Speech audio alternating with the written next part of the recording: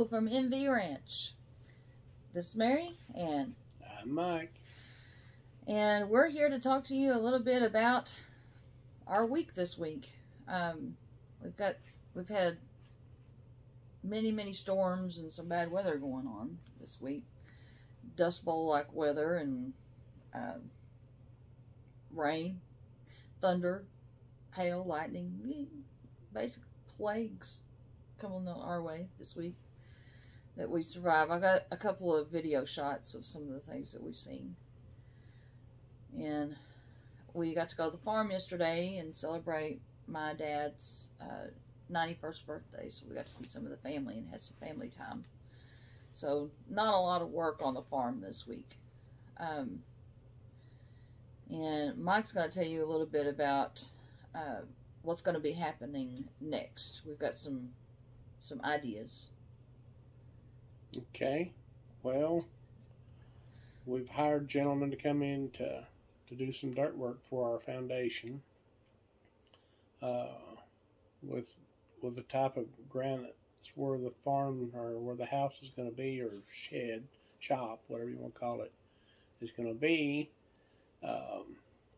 We have a lot of glade rock and things in that area, so it depends on what takes place when he starts doing the dirt work to push out or and level it out that way. But if he runs into a pretty good sized rock that can't be moved, we have to raise it up. Even though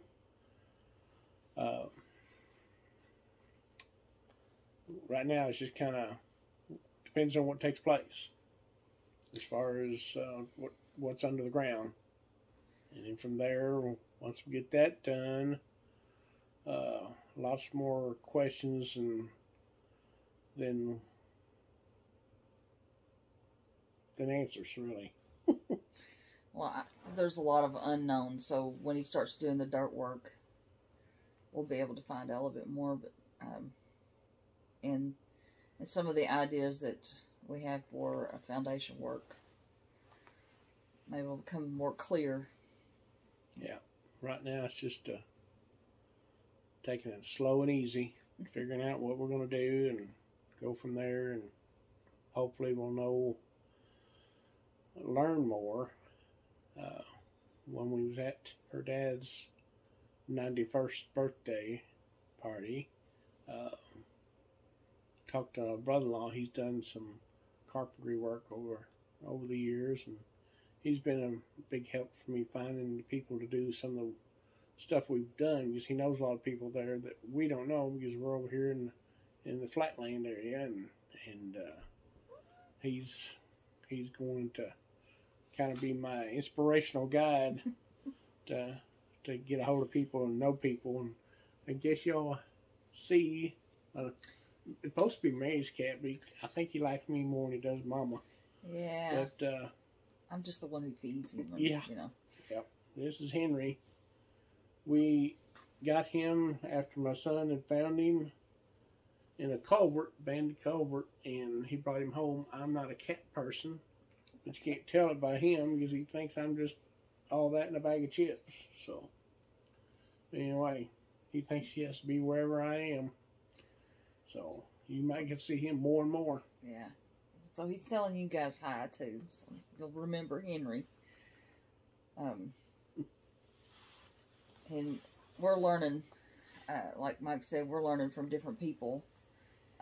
Some of the ideas that we have, trying to figure out which one is the most economical, which one is the most efficient, and getting some ideas from people that have already built their shop houses. And so I guess we're in the gathering information stage, and yeah, I'm sure, we watch other YouTubers who they have lulls in their process too, where they're trying to figure out some things. So that's kind of where we're at. Yeah, and I pushed a pencil and a mouse around my entire life, so I'm not too sure about a lot of things. So I'm probably a bigger procrastinator than Mary is. Mary says, let's do this and get it done. But,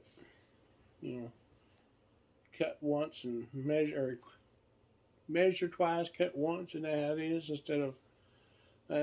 Sometimes I get a little overboard on the measure. So, but anyway, that's just who I am. But we're going to take it one step at a time. But part of our process of slowing down too is somebody's got another year of work, and somebody's fixing to have surgery on her knees. She's fixing to have ACL surgery, and that is priority over anything else. Yeah, I've got 2 more days, and so our videoing will probably slow down a little bit during my recovery, but about a year ago we were helping my dad work some cows, and I was trying to shoot the cows up into the chute, and it was on a platform, and one of the platforms underneath was not as stable. It kind of gave way while I was standing on it. Nah, it's not his fault. I'm the one that built it. But when I fell, my dad was on one side and my bad knee is on the other, so I chose my bad knee and fell. And when I did, it caused me to have a bone bruise on my femur, and it completely tore my ACL. I don't have an ACL anymore, so I can't make lateral turns, and I've been wearing my beauty brace right here since that day, and by the time she gets ready to have the surgery, there's always something that's come up.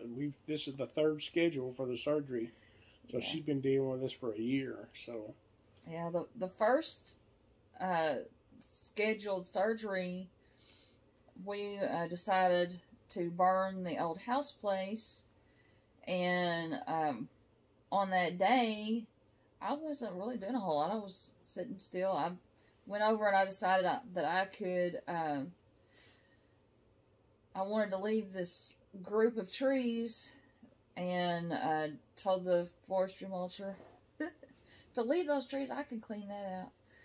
So I went over there and was cleaning around those trees, and there was a thorn tree that had fallen, and I stepped on one of those 2 to 3 inch thorns, and it went into my foot, and I pulled it out real fast, and I didn't want to land on my knee, so I hobbled my way over to the chair, thought everything was going to be okay, but I wasn't able to walk on that foot very well. It kept swelling and hurting, and I went to the doctor, and our doctor said to go to a podiatrist, that I needed some help, and they took an x-ray and saw that I still had part of the thorn in my foot, so I needed surgery on that. I had to cancel my knee surgery to have foot surgery so I could get the thorn out,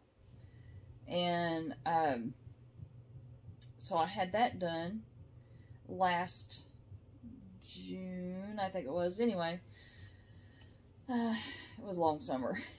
So I spent most of the summer trying to recover from that. So I had a brace, 3 different braces on or something like that. And I looked like an accident waiting to happen. But then spring break, you're supposed to have your knee surgery. Yeah. Well, before that, my foot didn't heal. It just would not heal. Oh, yeah, that's right. I forgot about that. And how could I forget? It felt like I had water running down the bottom of my foot when I would lay down at night, and I figured that wasn't right. But so when I went back, I thought was my last podiatrist visit, they did another x-ray, and he said, "We think you have an infection in your bone, in the pinky toe bone." And I didn't really realize how serious that was, because it's just your pinky toe. But it kind of was. And so I was told that I had to have antibiotic infusions. And this was right after school started. I was already in the library working, and I told my boss about it, but I still didn't really grasp the seriousness of it until they actually put the IV in me and left it, the port. And then I realized, oh, I can't really work and have that port in and go to the hospital 3 times a day. Twice a day. Oh, okay, well, I don't remember a lot from that beginning, but anyway, it was a lot. It was a lot. We went 28 times to the hospital during that couple of weeks, and so. And each session was anywhere from an hour to 2 hours long, so half of her day was spent at the hospital. Yeah, I got to know everybody though. I love being at hospital. And the nurses, hey, So anyway, which is where he used to work at. Yeah, so. part time, yeah. But some of them knew me. Yep. So they took really good care of me. And this all happened during COVID too, because that's when the next big rush came for people coming to the hospital. So when I would walk into the emergency room and have to go through having my picture on the camera and doing the temperature and the reason why I'm there and everything. And they would, one of the receptionists especially would call me back into the office and say, get back here because we got, there's someone really sick out there. We don't want you to get it because that antibiotic was suppressing my immune system. So I was more susceptible to having COVID. So they took real good care of me. I'm really thankful for them. And they had me in different rooms, to keep me safe. So. After that, that's when you got COVID. Yeah, a little bit later at spring break when it was going to be convenient for her to maybe have the surgery. Well, I was going to have it during Christmas break. Oh, yeah, it was Christmas break. And I had a Christmas party at school with all the staff on the 16th of December. And my surgery was supposed to be on the 20th. I was 4 days away from the finish line. And then after that party on the 16th, that night, I got home and I did not feel good. I had no energy. I was starting to get a little congested, just felt awful. And so I went to the urgent care to find out, let's just make sure, be on the safe side. And yeah, I had COVID. So then I had to call and cancel my knee surgery again. Now, I also have been going to physical therapy to prepare and be as strong as I could possibly be for the surgery. So, kind of disappointed my therapist. Sorry about that. But, so I still have some exercises that I do that I learned during that time, so it's not a loss. But so now I'm 2 days away from my surgery, and they're going to repair my ACL with an outpatient surgery, and they'll put on a brace. And I know that they're going to have to take either a part of my hamstring, or they named 3 different areas that they could take the part for my ACL.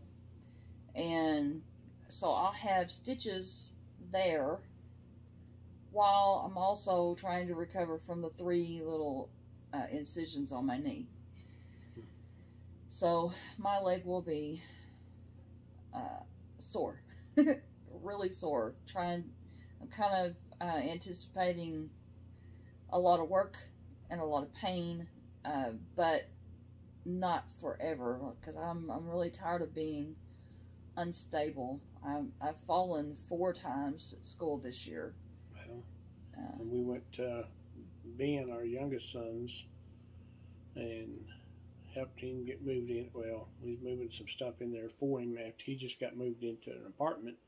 And 2 flights of stairs. 2 flights of stairs for her. So it was so scary. I thought, this is she's gonna get hurt here and not be able to have the surgery again. So it was just, I've been just worried about her, but hopefully she'll get through the surgery. Prayers would be gratefully appreciated. Yeah, we kind of live on those.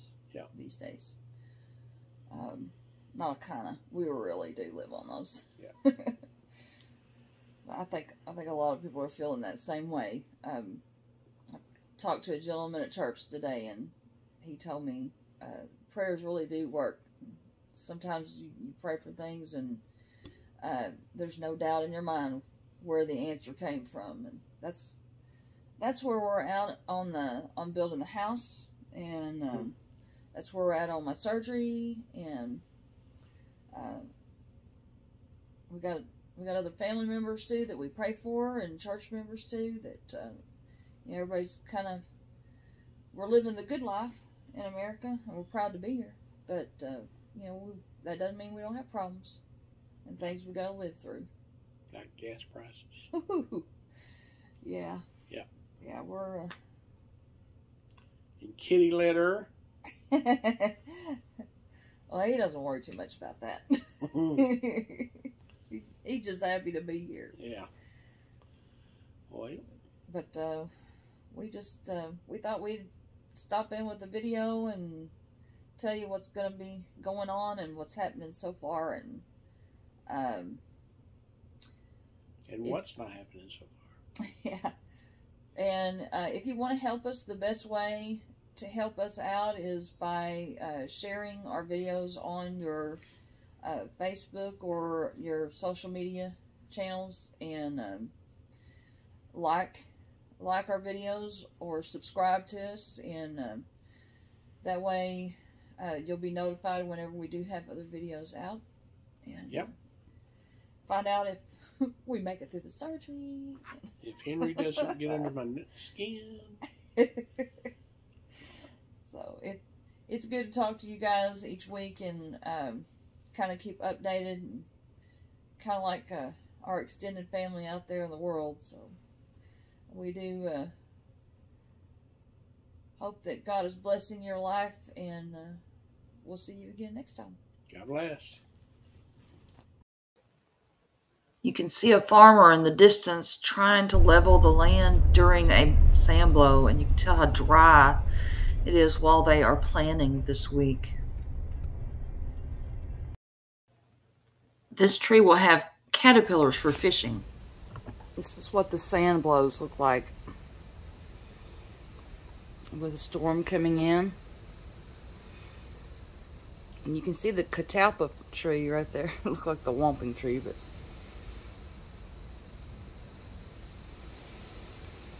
it's a pretty decent storm coming in.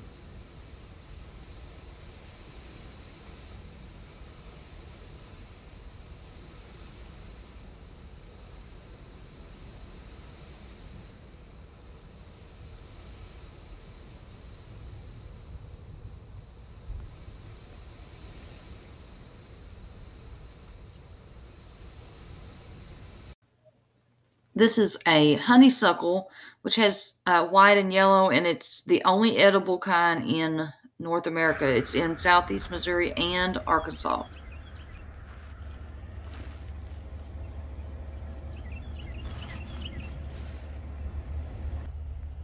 And this is the honeysuckle that's on the farm.